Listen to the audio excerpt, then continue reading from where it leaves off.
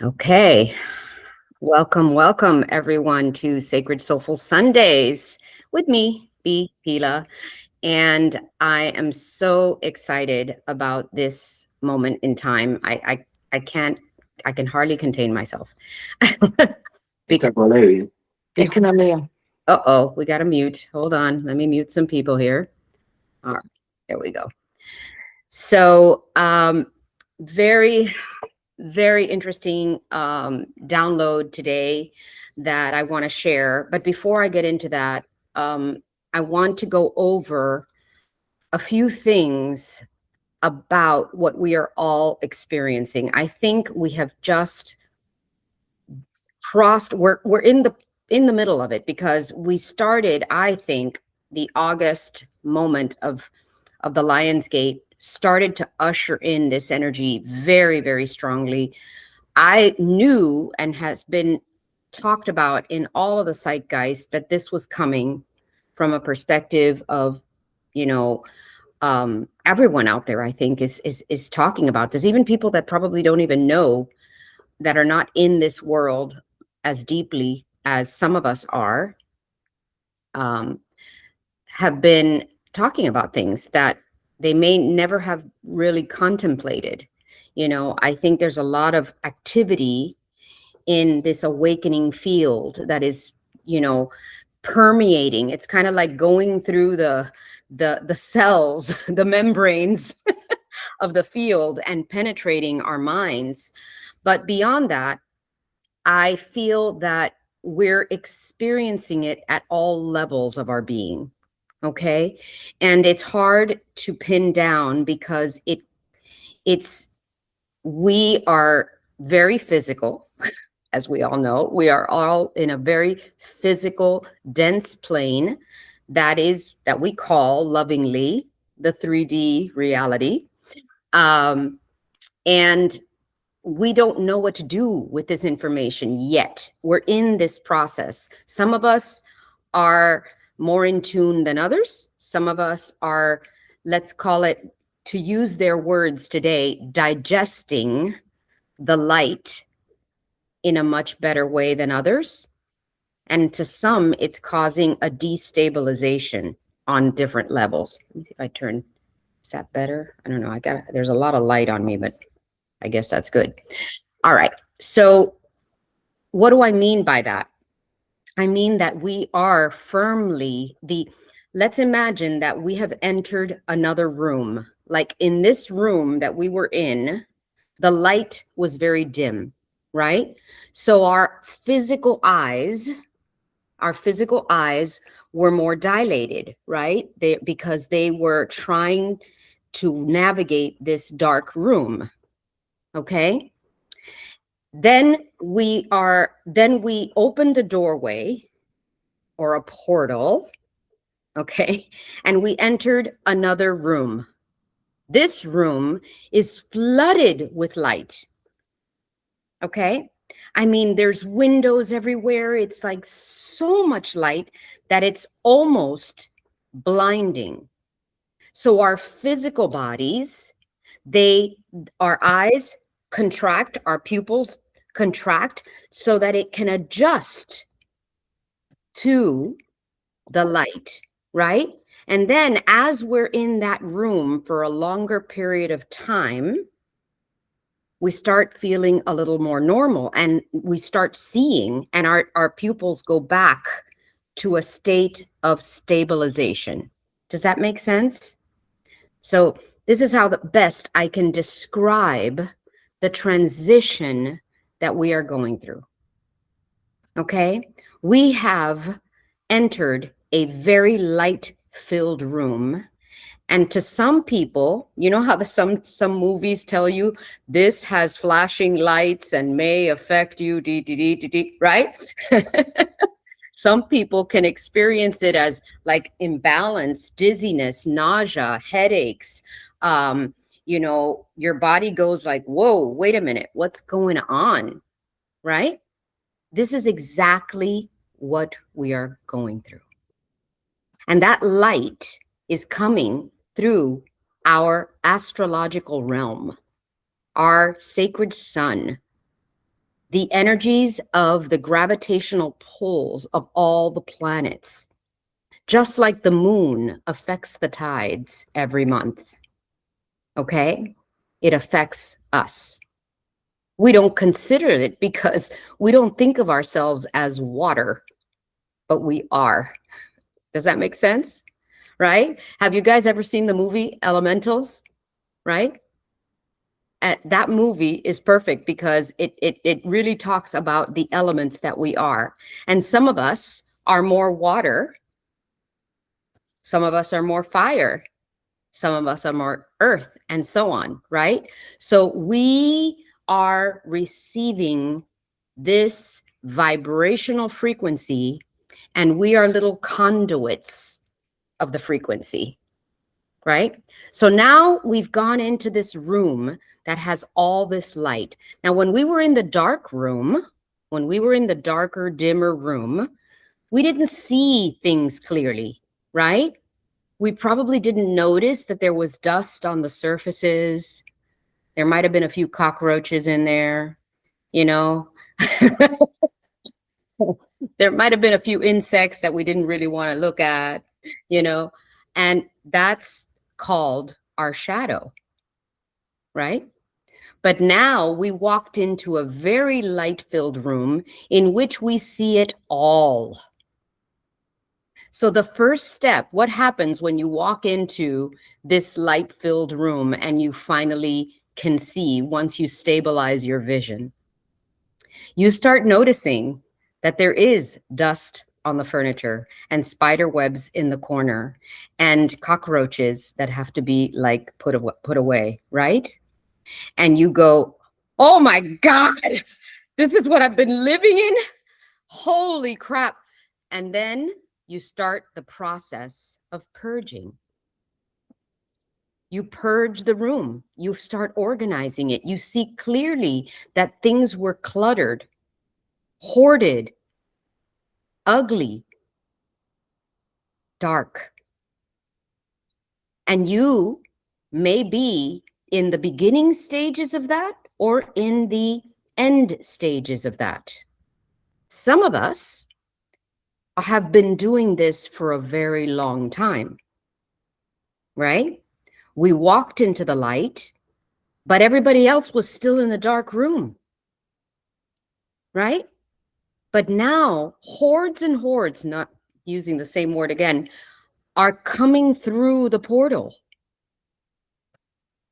And it's happening faster than ever before. They're coming through like, you know, like there's something that is attracting them to this portal and the light and going and going and going. And the room is starting to expand and grow and become light filled. And we're all purging. Some of us have just walked through the door and we're feeling nauseous and dizzy. And then those of us that have already stabilized in the light are holding on to them so they don't fall. And we're stabilizing them and we're finding them a chair. And we're saying, it's going to be okay. You'll see. It just takes a little time to adjust, right? This is what we're experiencing, folks. This is the best way that I can put it. We are in this transition. And the August energies have risen it like a beacon attracting moths to a flame. Literally. So this eclipse season is pushing us, pulling us towards the light. And light and love are the same. It's what we really are. That's the truth of our being. The rest is just a distortion and an illusion. Now, let me explain something. I'm going to talk about a topic that we see in the physical realm outside of us and has been part of our nature for millennia, and that is war. War is something that we've come to know deeply on many levels. It's embedded in our history, and it is a reality that is part of the physical realm of reality. And we know how horrible it is, right? But I'm not talking about the external world alone. And because we live in a polarity, and as within, so without, I want to talk about the war that we have within. Okay? Because life works as a mirror. Anything that is at war attracts war. Let me further explain this. Because you are a mirror, anything that you are warring with within you reflects in the external. So the war I'm talking about, the battle that we are fighting, first and foremost starts with you. I want you to ask, what am I warring against? Because anything that shows up as your enemy and that must be battled, such as, this is why I laughed so much when they said, the war against drugs, the fight against cancer, right? These terms are terms that ignite the opposite effect that you want. You don't fight or war against anything, because whenever you fight or war against anything, including your physical body, you are at war with yourself. You are not in a state of love. Does that make sense, guys? Yeah. So if you are fighting against fat in your belly, if you're fighting the battle of cortisol belly fat, okay, you're at war with yourself. And the body doesn't know the difference. And just like the universe only answers yes, so does your body. So I invite you to think about anything that is at war within you still. Anything. I mean, it could be a moment with your neighbor that they drove over your grass and ruined the edge of it.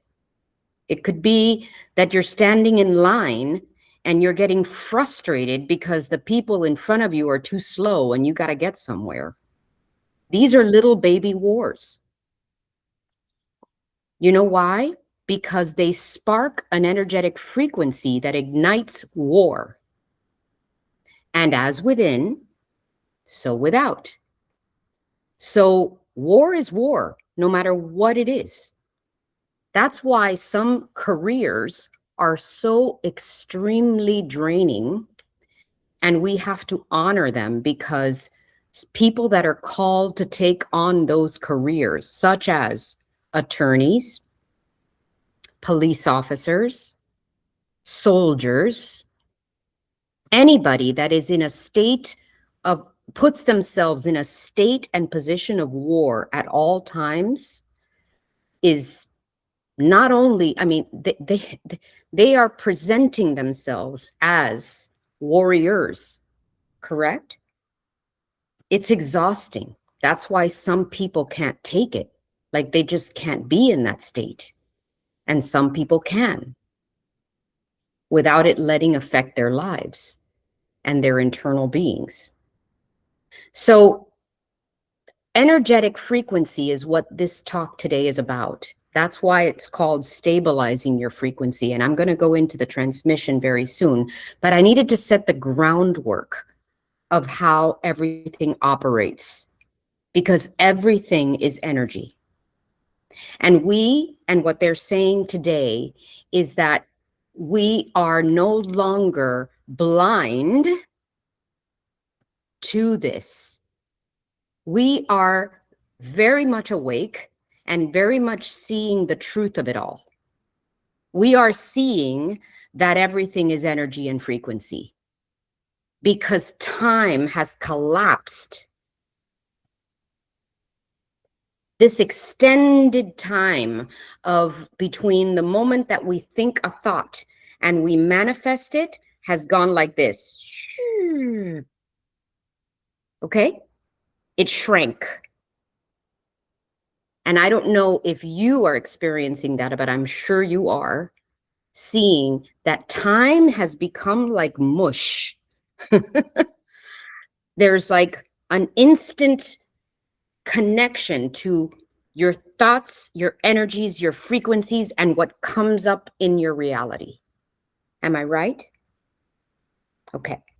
So this was extremely important for you to think about, because anything that you are warring against is a representation of war in general and reinforces or adds fuel to the fire of war.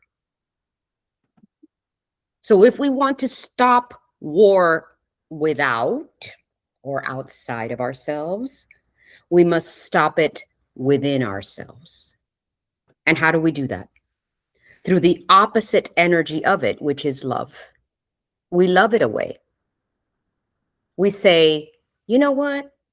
I think my belly's kind of cute. It's fluffy. It's like a pillow. Anybody can lay on it and feel kind of nice. It's really cute, you know? This is how we love it away, right? So we can't say, oh my God, it's disgusting, horrible belly. Oh, you know, I wish I was 20 again. No, no, no, no, no. We can't do that. We have to love it. We have to say, you know, you're kind of cute. And guess what? When you do that, when you say, you know, you're kind of cute, it says, oh, thank you. I think I'll go back home now. And it says, oh, you know what? I don't need to be fluffy. I can be slim and beautiful if you want me to. And then you go, oh, really? You can do that all by yourself? Oh, yeah, I can. But all you got to do is stop thinking about me. You see, because what we focus on, we create. Does that make sense? It sounds really funny, and I try to make it funny so that you get it. Because we fight things all the time. We are naturally prone to fight away things. And the more we fight them, the more they resist us, as we know with our children, right? Our children, the more we tell them no, the more they say yes. So this is what we have to do. We have to love it away. Now, I'm going to go ahead and read the transmission because now I've set the groundwork. And this was a little long, guys. I have to say it was remarkable. All right.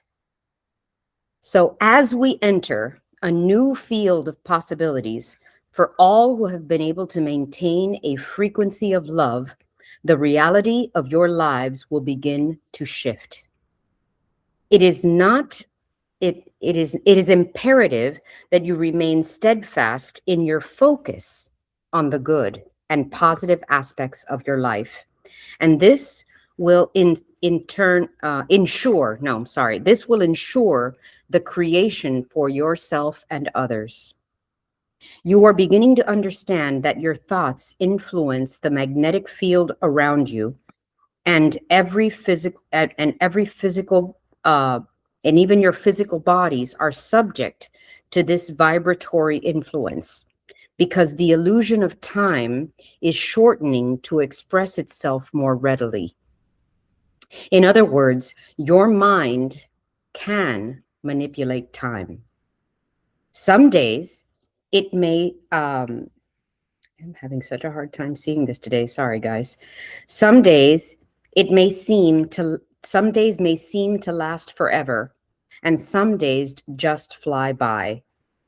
One morning feels light and full of fresh air, and others carry a density that are unbearably heavy.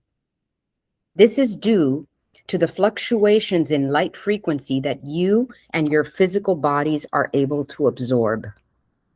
Similarly to your digestive system, your nervous system is absorbing the nutrients of light in your light body, and your light body is responding to this. It will become easier to absorb, and soon you will be able to stabilize yourselves. However, it will be very apparent that your emotions are joined together to your physical wellness. I think that's worth repeating. It will become easier to absorb, and soon you will be able to stabilize yourselves. However, it will become very apparent that your emotions are joined together to your physical well-being. Every negative emotion, if not cleared, will immediately create indigestion, so to speak, within you. In this way, and as a result of this manifestation, you will pay much closer attention to what energy you ingest, because that's what you're doing. You're ingesting energy.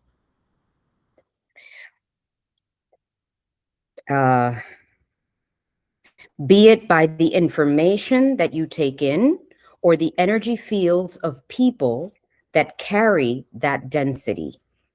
It will become very difficult to be with these lower frequencies for extended periods of time without feeling bad within your body and mind.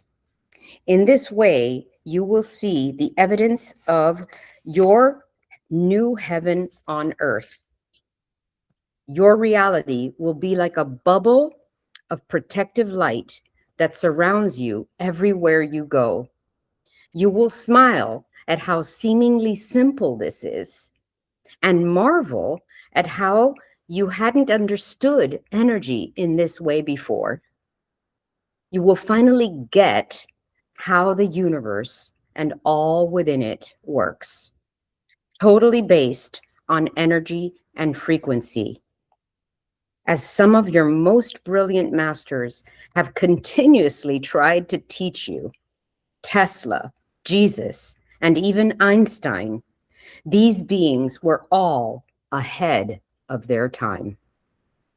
But as they say, when the student is ready, the teacher comes, and humanity is finally ready again to embrace their truth, to remember who they are, to understand their true, authentic essence. The purity of each soul is blossoming at an exponential rate that will be literally mind-blowing, and should we say, heart-opening. As you begin to only live from your heart, you will learn to trust your higher selves that are always connected directly without fail to God. And you will begin to act like God, as Jeshua taught. Loving each other for all are one, without the grand disappointment of separation that has held you in the third dimensional realities. This is true living, not suffering, not greed, not corruption, not lack or limitation or scarcity. Only loving from your heart can set you free to receive the bounty of prosperity and joy that is your birthright, an inheritance as the greatest creation of all. We honor your journey through the density that you all volunteered to experience to help through your light usher in the 5D timeline on your planet. You are courageous souls of light that have done it for the greater good of all. I have goosebumps. With great love, your angelic team applauds you. Oh my God, I got chills. Isn't that beautiful? I was so excited. I tell you, they've made it so clear that we have transitioned through the roughest part that we already have this reality, this energetic room that we can walk through the door and into. Okay? We're there. We're just stabilizing. We're trying to get used to this new reality that we're all creating together collectively. And it's hard at first. We get nauseous, we get like dizzy, we get like, oh my God, what is going on here? Do I trust my inner being? Do I connect to my inner self? Do I believe that these ideas that are from my heart are true? Do I push out the external forces that want to continue to throw fear at me? Because that's what the external world, that 3D world, is all about.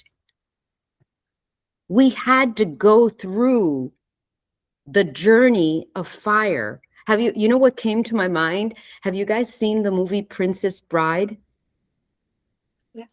Isn't that a great movie? You know, when they go through the forest, right? They go through the dark forest and there's fireballs like going, and they're trying to navigate through it, and they're like, the fire is going. That's what we've been through.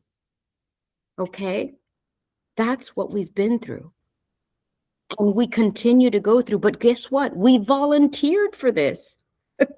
We volunteered to go through the fire. And we did it because we love. We love so deeply. We love humanity so deeply. And when we fell asleep during the stages of birth, and we accepted the amnesia that comes with that reality, we had to take the journey to remember. And now we are remembering. We are remembering that we are grand, magnificent light bodies connected to source at every moment. And that all we need to do is ask. And that is what we are doing here. We have volunteered for this. So now I'm going to talk about the last element that they asked me to talk about, which is the mission. What all of you are experiencing at this moment in time, no matter what age you are, you have been called to mission. You know that trumpet that they sound in the army? How is it? How is that sound? There's a name for that. Oh, shoot. I can't remember. But you know what I'm talking about, right? Okay. That's what's sounding. The trumpet. Taps. What is it? Taps. Taps? Okay. Whatever that's called, I knew it had a name. That is what we're hearing. We're being called to mission. Because now that we've gone through the forest of fire, now that we've opened the door to the light-filled room, now that we've cleaned out the cobwebs and the cockroaches, it's time to get to work. Okay? And it doesn't matter how old you are. It doesn't. If you're alive, that's the evidence right there. If you're alive, if you're still in physical form on this planet, you're on a mission. Period. There's no doubt. There's no coincidence. Your soul said, I'm coming and I'm going to be here to see the grandest moment on the Earth's timeline. There is, I tell you, the beings up there are jealous at the adventure we're on. They are like, game on, yeah. They're cheering us on. They're like, you know, the biggest cheerleaders that you've ever seen in your life. That's what they are. They hold pom-poms, fireworks, you name it. That's it. They're like, you can do this. So now is your moment. Okay. The second question, the first one I said is, what are you still warring with? That's the question. And make sure you write that down. What are you still at war with? And I want you, for the next few days until we have the lunar eclipse, I want you to ask for messages as to what you're still warring with. What are you in disbelief of your own power? Do you believe that your cells don't answer to you? Are they rampant on their own? They do whatever they want in your body? No. You are a powerful being. You can do anything. That's number one. Number two is, what's your mission? And I'm not going to say your purpose because that gets misconstrued. All right? There's a lot of connection to that word purpose in the self-development zeitgeist, right? Find your purpose. You know, this whole thing about finding your purpose is can be very what can I say? Can distract you. Can distract you from your soul. Because your purpose doesn't come from your head. Exhausting. Yes, Leslie, it is exhausting. Your purpose does not come from your head. Or maybe that word makes us go into our heads, right? That's what I mean to say. What I mean to say is that the word purpose kind of takes us into this goal-setting, to-do list, 3D world that we no longer belong to. Does that make sense? Okay, so I want you to think bigger. I want you to think of yourself as on a mission, because you are a missionary. That's what you are. You're a missionary. You've seen enough movies to know what missionaries do, right? They selflessly go out into the world to bring the ideas out. That's what they do. They selflessly give to a mission. They give their heart to a mission. That's a better word today. Because purpose has a connotation in our 3D reality that attaches to the ego. Okay?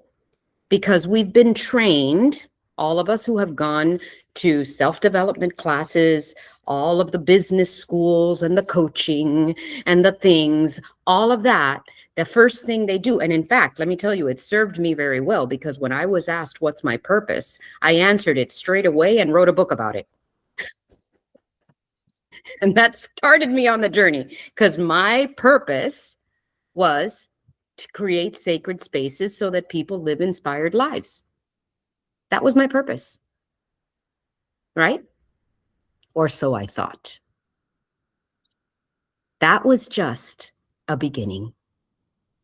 That was like taking a little bite of the beginning of who I really am and what I'm really meant to do. That was the initial bite. They knew what they were doing. Like they said, oh, let me give you a little taste of what it's like to be on your purpose. And once I took that bite, I was hooked. Then I couldn't stop eating. And today, I transform my purpose into my mission. And my mission isn't about me at all. I left that egoic thought behind. And I say it, I confess, I drank the Kool-Aid, you know. I did all the coaching sessions and the writings of the to-do lists and the thing. And today I surrender. Like Leslie said, exhausted. I bring up the white flag. I say, you know what, God, just do whatever you want with me. I really don't care. Just send me off. I'm fine.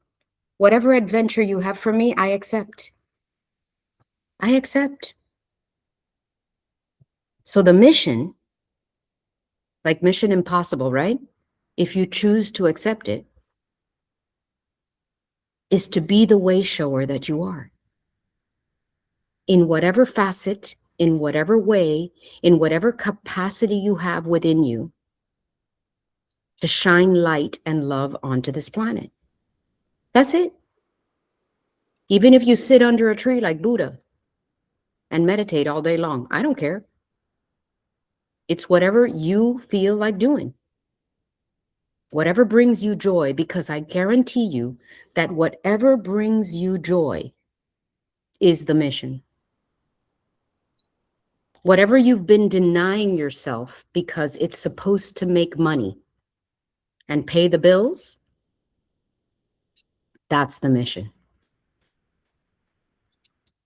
If that's motherhood, then that's the best one. I can't think of a better purpose and mission than motherhood.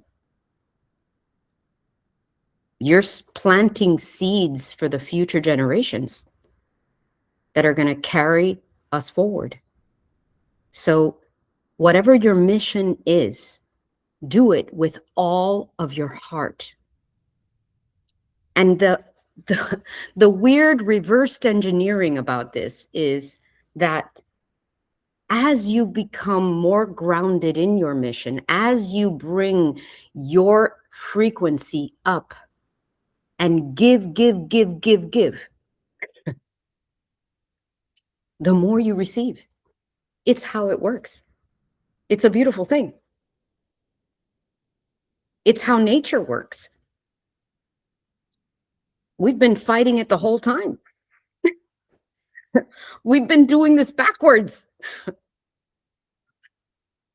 So it's time to get back to the beginning, to the remembrance of your authentic self, because only you have those gifts.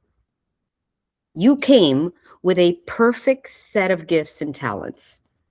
There was no mistake in your selection. You made a point of creating yourself into this world so that you could succeed on this mission. So it's time. Because the beautiful thing about this is that the faster you get on mission and stop denying your truth, start being your authentic self, the quicker you will receive the bounty of joy that you are meant to have. It's so simple. It's literally like compounding interest. I mean, we put $1 in and the interest grows, right? That's it. It's so simple. So imagine so your goal is to put more dollars in, more currency of love in, so that it'll compound exponentially. That's it. It's beautiful. It's so simple, right? We do it all the time with the stocks, but we forget to do it with our own stock, right? So how much love stock do you have? How much love crypto? How many Bitcoins do you have in love, right? This is what I'm talking about, folks. So our mission is to get on our frequency and stay there. So don't allow your focus to get deviated or distracted by all of the negativity around you, because that warring stuff doesn't belong to you. It does not. Focus on the good. That's what they said today. Focus on the good and positive. And watch the focus that you give it compound in interest. And that little bubble that they talk about, this is a real thing, guys. You guys are in a beauty bubble. You have a little bubble of light surrounding you that goes with you everywhere you go. Da, da, da, da, da, da, da, da. So no matter what, if you stay with that bubble intact, right, you'll be fine. Nothing can touch you. And your physical body, which is what they said, which is really interesting because I thought I had never heard them put it this way, that what we ingest, right, is an energetic ingestment. So be mindful of what you ingest because it'll give you indigestion very quickly if it doesn't match your frequency. Okay? It's kind of like eating something that's rotten. You know, what'll happen? You'll immediately go and purge it. Your body will say, "What did you do? Get this out of here," right? So that's exactly what is going to happen. You're going to be walking around in your little bubble. And you know how when you blow bubbles, right? How many times have you blown bubbles? And there's 2 or 3 of them that come out together, like they're and they attach to each other and they float away. That's who is going to bubble up next to you. And those that don't belong to your bubble won't be able to stick to you. Does that make sense? Did you see that visual? I love it. Keep your bubble frequency really high. And as you keep your bubble frequency really high, you will attract only those people and those energetic frequencies that belong to you. You don't have to worry about the warring world as long as you're not warring with yourself. Okay? Because we do that. We fall into the little trap of having little warring thoughts in our brain. And that is the work that has to be stabilized. You can't expect to be doing something within you and not see it reflected in your outside world. Because life is a mirror. It's a reflection. That's all it is. And we're becoming more capable of seeing that. We didn't used to see that before, right? We went about our day just kind of blinded. Isn't that true? Like we didn't used to see these things. But now I see them so clearly. It's becoming so apparent that it's like I opened up another chapter. Like I see when things show up that are not in alignment, and I get to kind of observe them like a witness, right? Like we're watching the movie instead of being in the movie. Make sense? You got to be able to get there. And that's what stabilization is all about. When you stabilize your frequency and stop wobbling into the 5, 4, 5th dimension, and this is what it is. It's a room. I guess the best way to think about it is that room that I was talking about, right? It's like I walk into the room and then I got a little scared, so I walk back into the other room. I'm like, oh God, my God, I can't see all those cockroaches and cobwebs. I can't. Okay. And we do that a lot. There's still some people that are going between the rooms, right? But it isn't until you get into the room and permanently stay there that you stabilize your energy. Okay. Yes, Lily.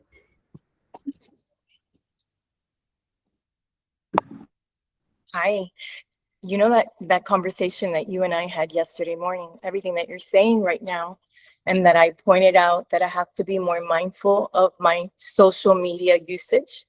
And had an aha moment, and I want to share it because it goes with what you're saying. I was talking to my daughter, who's a young adult already. Yeah, they're on their way.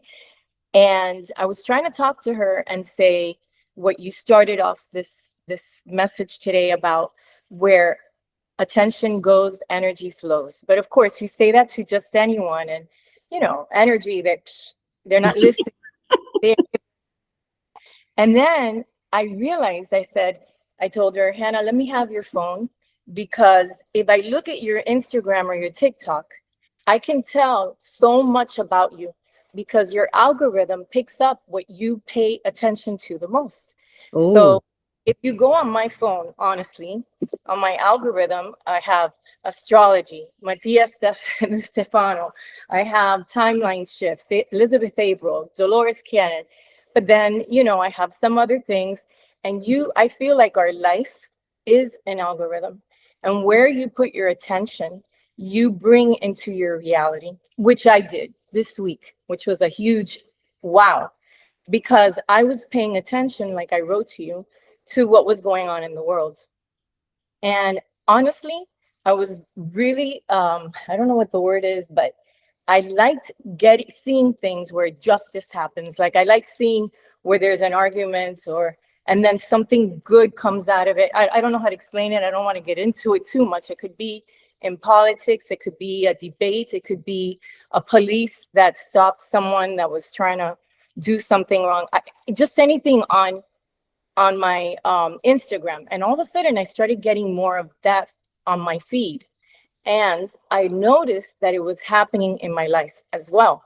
mm. Things I wanted, desires that I had, stories when Roger would come home that he would tell me about a meeting he was through. And I was like really listening to it, just like I was reacting to the stuff that was happening in my Instagram. And I realized, wait a minute, just the same way that my feed shows up to what I give attention to on my Instagram feed, for example, I really feel that life does the same thing. And life brings you what you pay attention to, your energy flows, because your energy that flows towards, if your attention flows to that kind of drama, you like the drama, then you're going to bring that, at least that's what's come up for me this week. And when I said it to my kids, they all stayed quiet, like they Oh, thought about it, because what they're paying attention to on their TikToks or whatever, their social media, which that um, the kids are doing that more than anything else, whether it's a podcast or whatever, the stuff that they're putting their attention to, that's what's coming up for them in their life. And so I don't know, wanted to share it because that's what I thank feel. you. Oh my God, Lily, you are so on point. I love the thought that we are one big algorithm. That's exactly what we are. All of us collectively. But guess what's happening? And this is what they want to bring to our attention. The timeline that we are on has shifted. We no longer have these long drawn out algorithm time frames. In other words, from the moment, just as fast as Instagram, instant, it is an instant within the time that you think, and it occurs as a mirror. This is what we have to be mindful of. There is no longer this huge space or gap between the frequency that we hold and what is projected into the mirror reality that we see. It's that fast. It's as fast as how ChatGPT writes. How fast does ChatGPT process an idea? Isn't it mind-blowing? How quickly it takes complex information and discerns it, and woof, there it is. I don't know how it does that. Honestly, I'm super impressed. But guess what? That's what we're doing. Our personal algorithm is a reflection of our focus and our energy. I would teach at Rancho when I went over there that we are the energy that activates a room. Today, we're talking about rooms, right? Because everything in my mind works in interior design, right? So, so we're talking about those two rooms, the dim, dark room and the light-filled room, right? And I used to talk about this thing that we are energy, obviously, and that if a room in your home is neglected or abandoned, it has no energy because you're not in it, right? And because energy has to move and circulate, it's its very nature.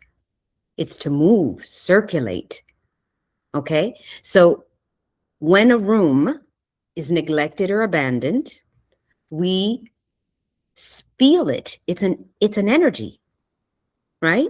That's another question you can ask yourself.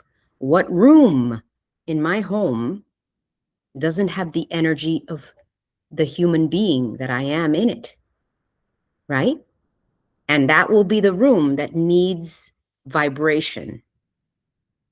So the focus of your energy is what activates that room. So the focus of your energy is what activates your reality. So just as Lily is saying, what I pay attention to is what is going to show up in my algorithm. For me, whenever I'm feeling a little down, you know what I do? You're going to laugh. I put on AGT. I love to see all of these people daring greatly, getting up on that stage and doing what they want to do in front of a huge audience of people they don't know. And all of a sudden, I find myself smiling, particularly the singers, because I love to sing, and singing is something that is close to my heart. So I love to look at the singers, and I am so impressed with how many amazing singers there are. Even if later I ask myself, I wonder what happened to that person, right? But they didn't care. They got up on stage and they felt on top of the world, just expressing themselves and showing the world that they could sing. That up until now, only the shower drops heard them. So this is the joy with which I want you to live. I want you to sing just because you want to sing, not because you're going to make money at it or become the next big hit or celeb. Your mission is grand just because you're here. It is. If not, you wouldn't be here. I guarantee you. You would have expired in physical form a long time ago. Because you're still alive, your mission is still active. And it's your mission to feel your way through your heart into the light so that you can help others stabilize once they arrive in this new light-filled room as little newbies, the little soul newbies that are just waking up. And they're feeling so unstable, nauseous even. Maybe they throw up. They're like, oh my God, what am I doing here? It's your job to hold them on your little cortisol belly fat bubble and cuddle them and make them feel that they've arrived at the truth, at the real world, not the one that has brought them fear and negativity and brought them down and made them feel lesser than, and the fact that they're not enough because they're not a celebrity. Because that's the scary part, and that's the double-edged sword of social media. In social media is like an equalizer, you know? Like anybody can do anything. And it's been a blessing because it expanded us to be able to be more connected. But just like anything in the 3D world, it has two sides to the same coin. You can use it for good, just like AI will be, or already is. You can use it for good, or you can, which is elevating it to the fifth dimension, right? Or you can bring it back down to the 3D polarity reality that has within it the negativity,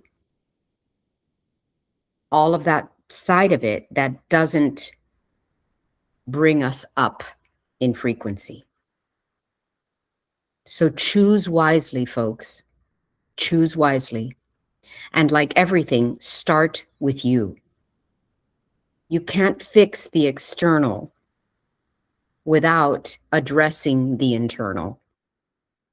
And just like Lily did, she became aware because her awakened awareness allowed her to see for herself what she was focusing on. And she became aware. And that's the beauty of being awake. Awareness, awakened. Once we are able to see without judgment, guys, because here's the beauty of this. If you judge yourself, you're not loving yourself. If you judge anything, you're not in loving state. So we don't judge anything. We just witness it. We accept it. We surrender. We allow. And just by the very act of allowing, we are blessed with receiving. We do that a lot. We forget to allow and receive. Okay? Those are the two sides to that coin. The law of reciprocity is a law. It's a given.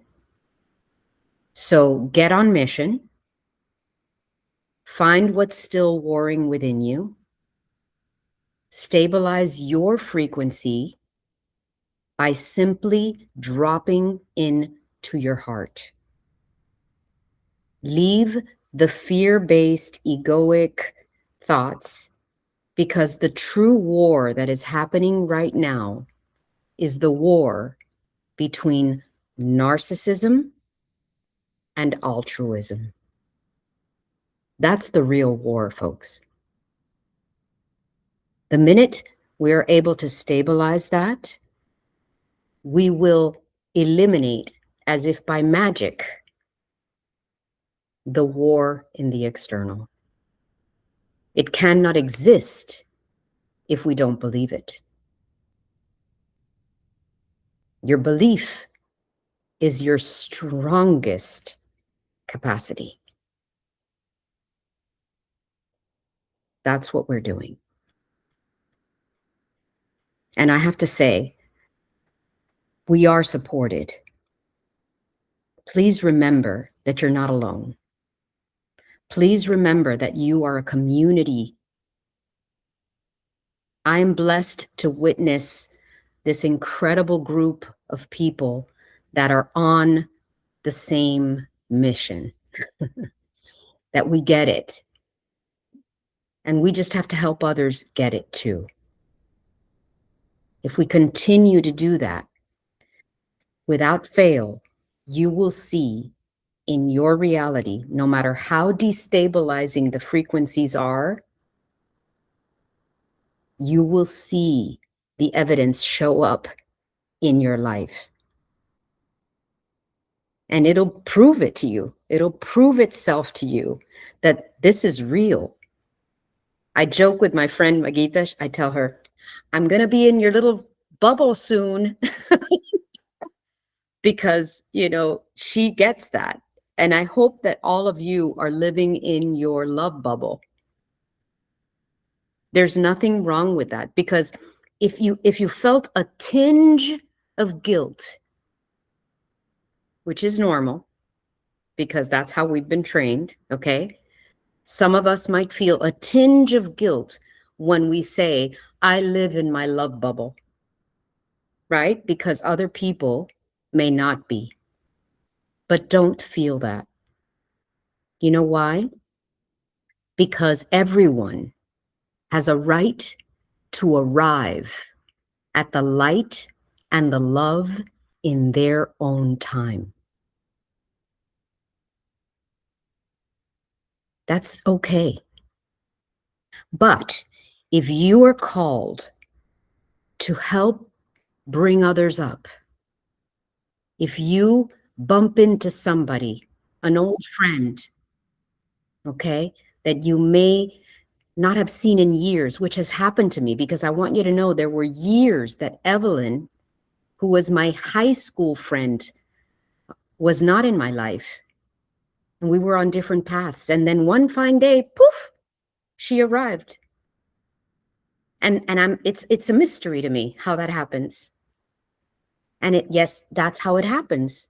From one moment to the next, someone may show up that you're like, oh, what are you doing here? Oh my God. And then all of a sudden you're talking about all this stuff. Did you see the Lionsgate portal? You're kidding me. Your chakras? Yes. How are you? This is what's going to happen to you. And you will know at that very moment that there's a resonance. And it's meant to be, right?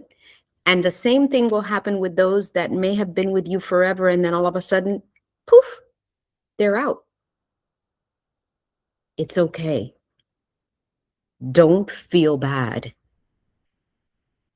Feel good, because everyone will get there. Everyone will. It's only a matter of time. Because we all are love. There's no, even if it takes leaving the physical body to get there, they will get there. Believe me. Yes, Giselle. So when you were saying about the bubble, since I was little, I've always said, oh, I realized that I've always lived in a pink bubble when I was little, and all of a sudden I have to face reality. And then I tell myself, well, you know what? I don't like this reality. I'm going to keep forming my pink bubble. I'm going to get that pink bubble back. And I basically go through life making pretend I'm still keeping this pink bubble going. And that's what keeps me happy. I love it.